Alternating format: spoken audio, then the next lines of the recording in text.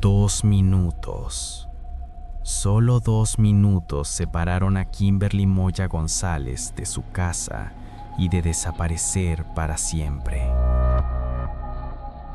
El 2 de octubre de 2025, en Naucalpan, Estado de México, una adolescente de 16 años salió a imprimir una tarea escolar. Las cámaras de seguridad documentaron cada segundo de su camino. Las 15:58 sale de su casa. Las 16:04 entra al cibercafé. Las 16:06 sale con su mochila rosa. Y después, el vacío, el silencio absoluto, como si la tierra se la hubiera tragado. Pero Kimberly no desapareció por arte de magia. 2 hombres la estaban esperando, y lo que descubrió la investigación es mucho más perturbador de lo que nadie imaginó. ¿Qué tipo de mente es capaz de seguir a una adolescente durante días, estudiar sus movimientos, esperar el momento preciso y ejecutar un plan de secuestro en menos de 2 minutos? ¿Y qué secretos oscuros puede guardar un templo espiritual que cierra sus puertas 24 horas después de una desaparición? Las respuestas están en el perfil psicológico de los depredadores. Y te advierto, es perturbador, muy perturbador.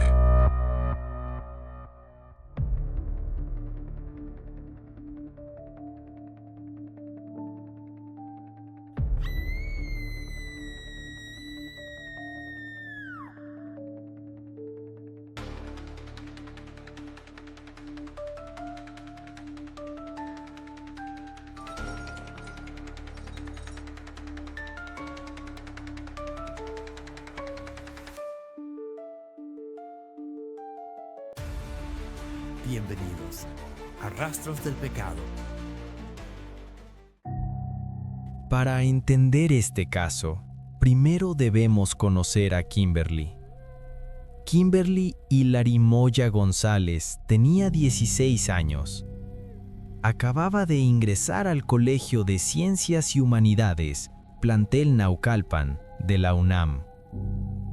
Era una joven responsable, dedicada a sus estudios. Le gustaba patinar con sus amigos en la Ciudad de México. Tenía sueños, planes, una vida normal de cualquier adolescente. Vivía con su familia en la colonia San Rafael Chamapa, Naucalpan, un área que, como muchas zonas del Estado de México, enfrenta altos índices de violencia contra mujeres. De hecho, el Edomex concentra 5.585 casos de mujeres desaparecidas, el número más alto de todo el país. Y Kimberly estaba a punto de convertirse en una estadística más. Pero su madre, Jacqueline González, no lo permitiría. Miércoles 2 de octubre de 2025. Esa mañana, Kimberly le dice a su madre algo que ahora resuena con un eco doloroso. No vayas a trabajar. Como si presintiera algo, como si quisiera más tiempo con ella. 15:56 horas. Kimberly sale de su casa.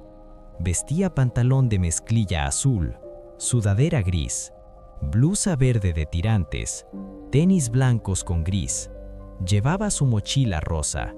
Su destino, el cibercafé Internet M2, ubicado junto al mercado Filomeno Mata, a solo 1 kilómetro de su casa. Necesitaba imprimir una tarea. Las cámaras de seguridad la captan caminando por la carretera Toluca-Naucalpan, en sentido contrario al tráfico. Avanza por las calles Filomeno Mata y Cuauhtémoc. 16:04 horas. Entra al cibercafé. 16:06 horas. Sale del establecimiento. La última imagen la muestra con su mochila rosa, caminando de regreso a casa. Compra un helado. Toma una ruta diferente para volver. Está a solo 5 minutos de su casa. a 5 minutos de la seguridad, pero nunca llegará, porque en la calle Diagonal Minas, en un punto sin cámaras, algo terrible está a punto de suceder. Cuando la familia revisa obsesivamente las cámaras de seguridad, descubren algo escalofriante. Un vehículo Volkswagen sedán color gris aparece en múltiples puntos del recorrido de Kimberly. Primero, cuando ella va hacia el cibercafé. Después, cuando regresa. El auto la sigue, la acecha. No es una coincidencia, es vigilancia activa, es acoso predatorio. El vehículo se posiciona estratégicamente en la calle Diagonal Minas, justo en el punto ciego, donde no hay cámaras.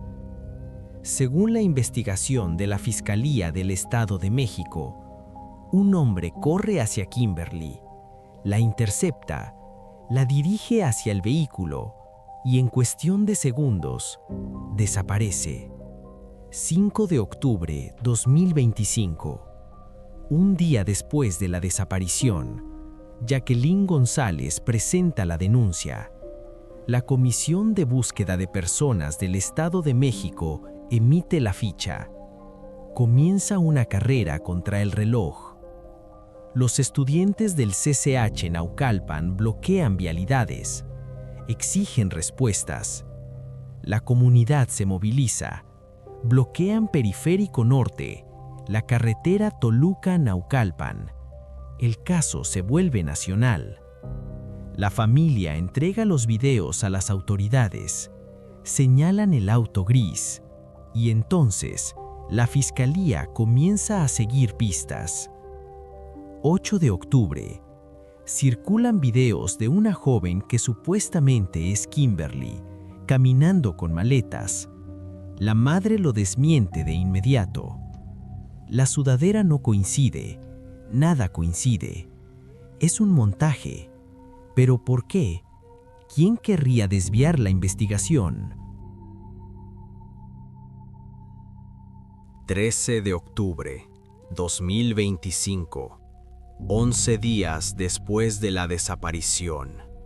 La Fiscalía General de Justicia del Estado de México anuncia: 2 hombres han sido detenidos. Gabriel Rafael N., 57 años.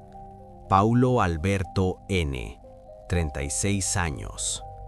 Según la carpeta de investigación, Gabriel Rafael corrió hacia Kimberly en la calle Filomeno Mata, esquina con Diagonal Minas. La dirigió hacia el Volkswagen sedán gris, conducido por Paulo Alberto. La subieron al vehículo y huyeron. 17 de octubre. Un juez los vincula a proceso por el delito de desaparición cometida por particulares.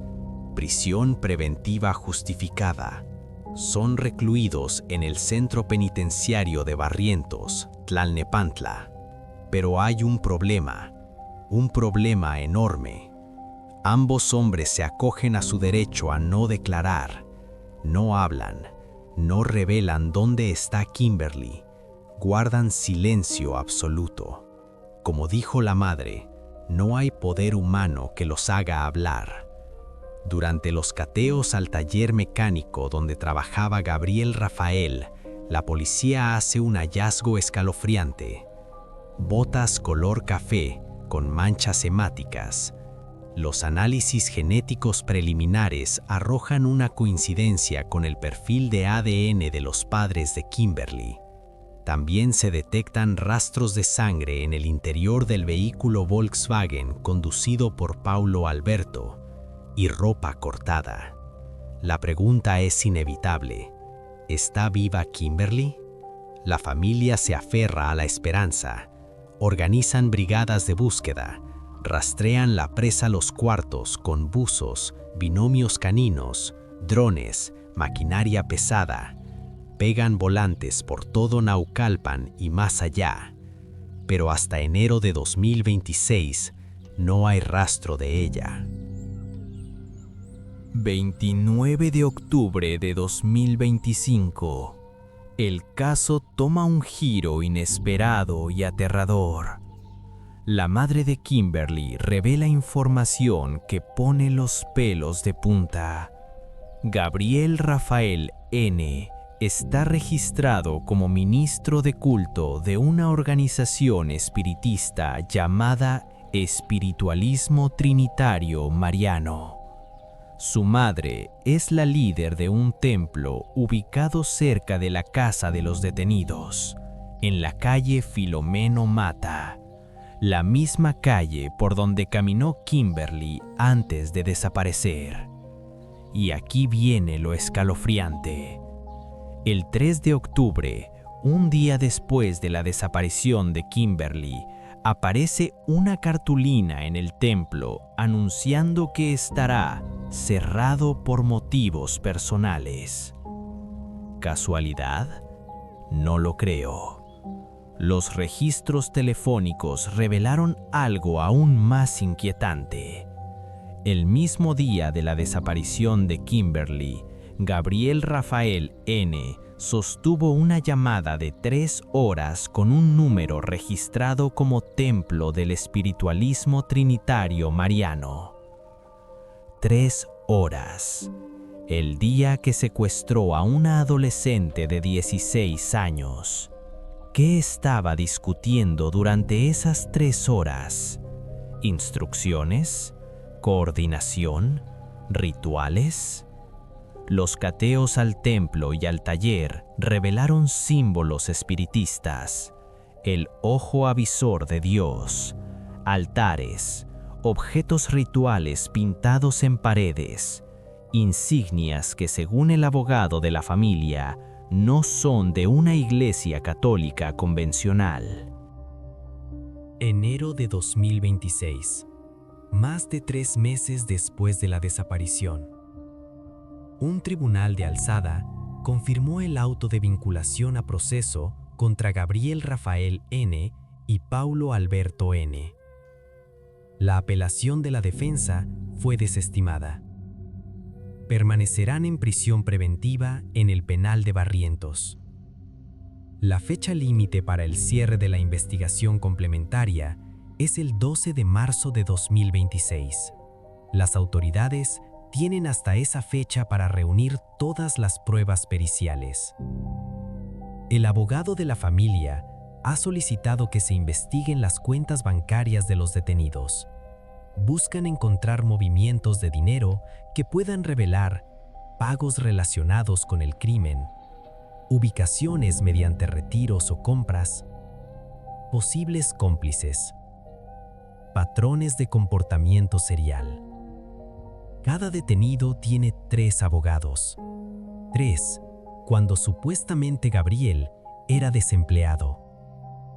¿Quién está pagando esa defensa legal? ¿Hay una red detrás? Jacqueline González no ha dejado de buscar a su hija ni un solo día. Ha organizado brigadas, ha bloqueado vialidades, ha exigido que la Fiscalía General de la República atraiga el caso porque considera que la Fiscalía del Estado de México está rebasada. En sus propias palabras, mi hija no se fue, a mi hija se la llevaron, y no voy a parar hasta encontrarla. Incluso ha declarado públicamente que está dispuesta a retirar los cargos si eso ayuda a que le digan dónde está Kimberly. No buscamos venganza, dice. Solo queremos a nuestra hija. Ese es el amor de una madre. Ese es el dolor que nunca debería existir. Este caso nos deja varias lecciones criminalísticas fundamentales. Primera, los depredadores no descansan. En Naucalpan, entre agosto y octubre de 2025, desaparecieron 8 jóvenes. El Estado de México tiene 5.585 mujeres desaparecidas. Esto no es normal. Esto es una crisis sistémica. Segunda, Los secuestradores planean, observan, estudian a sus víctimas. No es azar. Kimberly fue seguida, vigilada y atacada en el momento preciso. Tercera, nunca subestimes el peligro cerca de casa. Kimberly estaba a 5 minutos de su hogar, en una zona que conocía, pero los depredadores operan en nuestros barrios, en nuestras calles. Cuarta, las organizaciones pueden ser pantallas, templos, asociaciones, grupos que se presentan como espirituales o de ayuda. Algunos pueden ocultar actividades criminales. No todos, pero es necesario investigar cuando hay indicios. Quinta, el silencio de los agresores es una estrategia.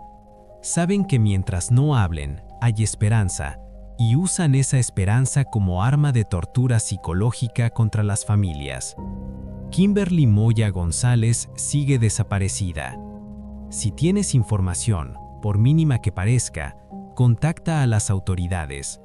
Línea de emergencias 911. Comisión de búsqueda 800-890-2940. Si este caso te impactó, comparte este video. Dale like, suscríbete al canal para más análisis criminalísticos profundos. Activa la campanita para no perderte ningún caso.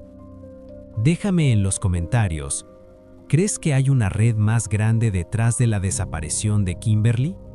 ¿Qué piensas del vínculo con el espiritualismo trinitario mariano? Recuerda, los monstruos no están en las películas, están en nuestras calles, con rostros normales, con vidas aparentemente comunes, pero con mentes que albergan oscuridad. Kimberly Moya merece justicia, merece ser encontrada y su madre merece respuestas. No llegamos todas, pero no descansaremos hasta que todas vuelvan a casa. Nos vemos en el próximo caso. Cuídense y cuiden a los suyos.